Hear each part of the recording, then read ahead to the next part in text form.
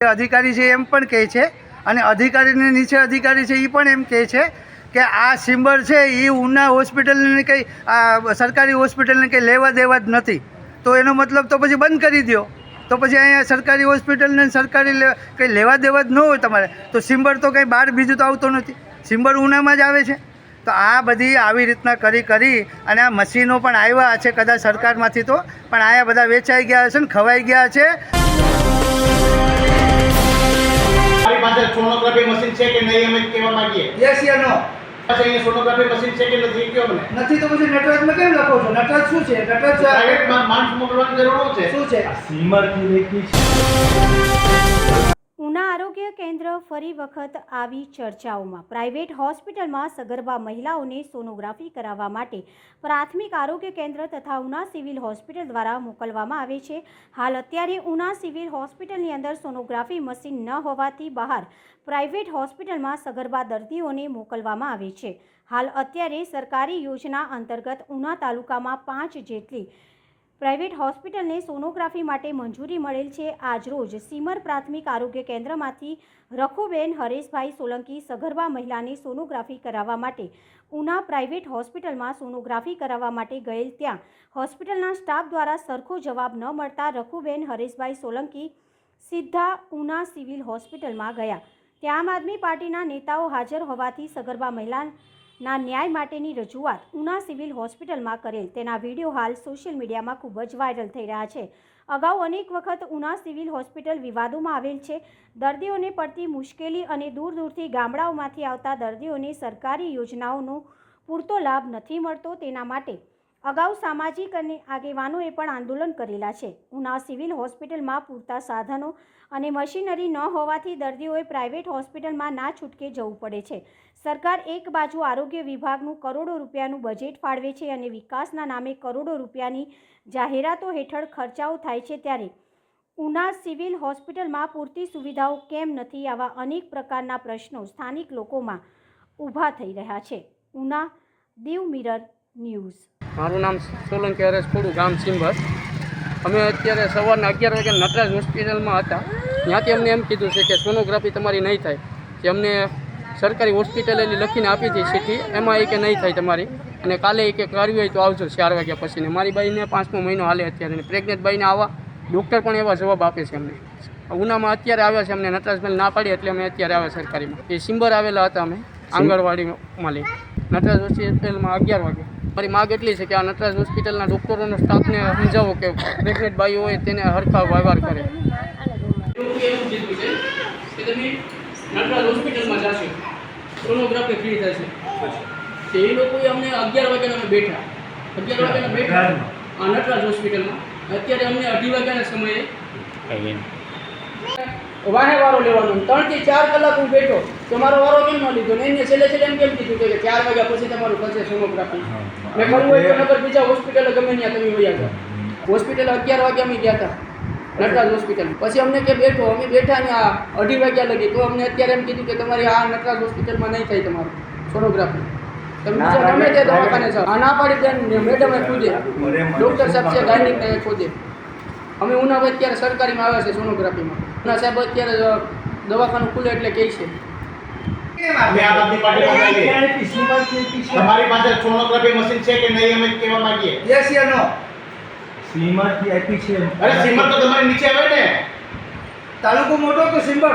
આ તમારી આ જે હોસ્પિટલ છે આપણે ઉનાની, હા, ક્યાંની હોસ્પિટલ છે? ઉનાની સિટીની છે. સિટી લિમિટમાં. તમારી પાસે અહીંયા સોનોગ્રાફી મશીન છે કે નથી કયો મને? નથી તો પછી નટરાજમાં કેમ લખો છો? નટરાજ શું છે? નટરાજ પ્રાઇવેટમાં માણસ મોકલવાની જરૂર છે. શું છે? સીમરથી રેકી છે. ભલે સિમ્બરથી લખી કે તમે ઉનામાં અહીંયા છે કે નથી, મશીન છે. સરકારી હોસ્પિટલની અંદરથી પણ મોકલ્યા છે. તો પ્રાઇવેટ વાળા જે પૈસા આપે છે ને આપે છે, તો બાકીને પ્રાઇવેટ હોસ્પિટલ તમારે લખવાની જરૂર ન. સરકારી વાળાને તમે લખીને આપો છો. એ બતાવો ભાઈ, તમે તે બતાવો, પેપર બતાવો. પેપર બતાવો. પેપર કોને લખ્યું છે? સરકારી ઓફિસમાં લખ્યું. સીમર વાળા પ્રાઇવેટ ને પૈસા સરકાર તો એ મશીન લઈ આવો ને. પ્રાઇવેટ શું પૈસા આપે છે? એ પૈસામાં મશીન નથી આવતું? લોકોની સુવિધા નથી આપી શકતા? સરકારી આખા પગાર શું કરવા આપે? આખા ગુજરાતના માથે કેટલું છે? ભાજપ વાળા હોય તો પણ આ બધીમાં ભાજપ જ છે ને. આવા 11 વાગ્યાના અમે બેઠા, સવારના બેઠા. અત્યારે મારો વારો આવ્યો તો મારી આડા 3 જણાને લઈ લીધા. પછી મેં એ લોકોને પૂછ્યું, સિસ્ટર વાંધો શું છે મારાથી? તો એ સિસ્ટર એવો જવાબ આપ્યો કે તમારે આ સોનોગ્રાફી નહીં થાય તરીકે. પછી જે નહીં થાય એમ મને કીધું. પછી જે મેડમ વાહેલી અંદરથી બહાર નીકળીને મને કીધું 5 વાગ્યા પછી તમારી સોનોગ્રાફી થશે, એ પણ વારો આવશે તો નકર કાલે થશે, એવું મને કીધું. તો નટરાજ મળે અત્યારે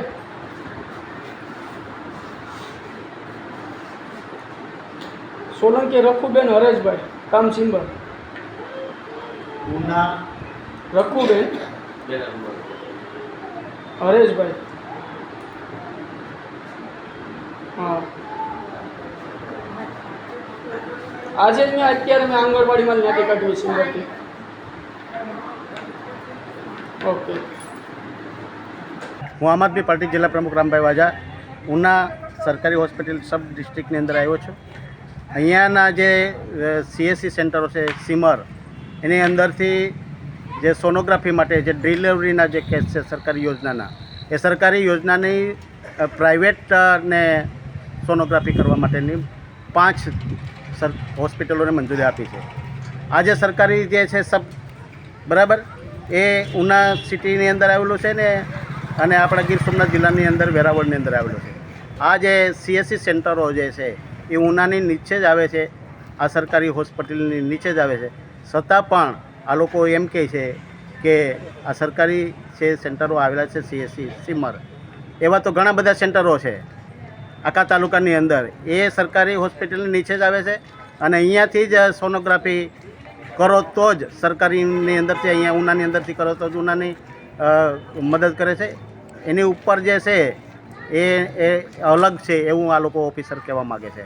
હકીકતની અંદર જિલ્લા જે હોય છે સરકારી હોસ્પિટલ અને સબ જિલ્લા હોય છે, બરાબર. ઉનાની અંદર સબ જિલ્લા છે, તો એ સરકારીની નીચે જ આ સેન્ટરો આવેલા. આ લોકો સરકારી જે છે એ પોતે પહોંચી વળતા નથી, લોકોને ધક્કા ખવડાવીને બરાબર પોતાની સગવડતાનો બરાબર ખાલી અહીંયા પગારો જ લે છે. અને પગારની અંદર લઈ અને લોકોની જે યોજનાઓ છે એનો લાભ છે સરકારી હોસ્પિટલ. સોનોગ્રાફી મશીન છે સિવિલમાં? સોનોગ્રાફી અહીંયા સરકારી હોસ્પિટલમાં નથી તો સબ ડિવિઝનમાં ક્યાંથી હોય? એ પ્રાઇવેટની અંદર જ આ લોકો મોકલે છે. અને પ્રાઇવેટની અંદર જતાં આ લોકોને ફી છે બરાબર. અહીંયાના જે પહેલાં જે આપણા જે ઉપભોક્તા હતા એને એમ કહેવામાં આવ્યું કે તમારો વારો રોકડા પૈસા આપે એને પહેલો વારો આવે. સરકારી હોસ્પિટલનો લાભ જો લેતા હોય એનો વારો તાત્કાલિક લેતા નથી. એટલે લોકોને જે સરકારી હોસ્પિટલની જે યોજનાઓ છે એ નિષ્ફળ જતી રહી છે. તો મારું એમ કહેવું છે આમ આદમી પાર્ટી કે સરકારી હોસ્પિટલની અંદર સારી સગવડતા, સારા હોસ્પિટલની અંદર ડૉક્ટરો અને સારો સ્ટાફ ન હોય તો લોકોને ક્યારેય ઉપયોગી થતી નથી. આવી મોટી મોટી બિલ્ડિંગો બનાવવાથી સરકારી યોજના છે એ નિષ્ફળ જઈ રહી છે. અને ખોટા પગારનું મોટું ભારણ દે અને ટેક્સની અંદર જે આ લોકો જે બરાબર ટેક્સનો વ્યય કરે છે એ સદંતર નિષ્ફળ જવું જોઈએ. સરકારી હોસ્પિટલની અંદર દિલ્હીની અંદર સરકાર, અમારી જે આમ આદમી પાર્ટીની જે સરકાર હતી એ મેન પ્રાયોરિટીની અંદર શિક્ષા અને આરોગ્યની અંદર સરકારી હોસ્પિટલની અંદર દરેક મશીનરી હોવી જોઈએ, પૂરતો સ્ટાફ હોવો જોઈએ. શા માટે આ લોકોને પ્રાઇવેટમાં તમે મોકલો છો? સરકારી મશીનરી જો હોય અને ધૂળ ખાતી હોય, એનું ઓપરેટિંગ સિસ્ટમ ન હોય તો આ જે યોજનાઓ છે એને બંધ કરી દેવી જોઈએ. પ્રાઇવેટમાં તો લોકો જાય જ છે, તો પ્રાઇવેટની અંદર જઈને લોકો પોતાનું જે છે એ કરી શકતા હોય. તો સરકારી જે અત્યારે જે છે મોટામાં મોટા ભ્રષ્ટાચારી બની ગઈ છે. આ CSC સેન્ટર ઉના સરકારી હોસ્પિટલ આજે અમે મુલાકાત કરી તો આમાં 1-2 વ્યક્તિનું જે સોનોગ્રાફીનો મુદ્દો હતો, સોનોગ્રાફી આ લોકો સિમ્બરથી કરાવીને લાવેલા હતા, જે હતા દર્દી હતા એ. તો આ લોકો એમ કહે છે કે એ તો જ્યાં લખેલું હોય ત્યાં જવું પડે, ત્યાં જાય તો પૈસા માંગે છે. તો ગવર્મેન્ટ હોસ્પિટલની પાછા આ લોકો જે અધિકારી છે એમ પણ કહે છે, અને અધિકારીની નીચે અધિકારી છે એ પણ એમ કહે છે કે આ સિમ્બર છે એ ઉના હોસ્પિટલની કંઈ સરકારી હોસ્પિટલને કંઈ લેવા દેવા જ નથી. તો એનો મતલબ તો પછી બંધ કરી દો. તો પછી અહીંયા સરકારી હોસ્પિટલને સરકારી કંઈ લેવા દેવા જ ન હોય તમારે, તો સિમ્બર તો કંઈ બહાર બીજું તો આવતો નથી, સિમ્બર ઉનામાં જ આવે છે. તો આ બધી આવી રીતના કરી અને આ મશીનો પણ આવ્યા છે કદાચ સરકારમાંથી, તો પણ આયા બધા વેચાઈ ગયા છે ને ખવાઈ ગયા છે.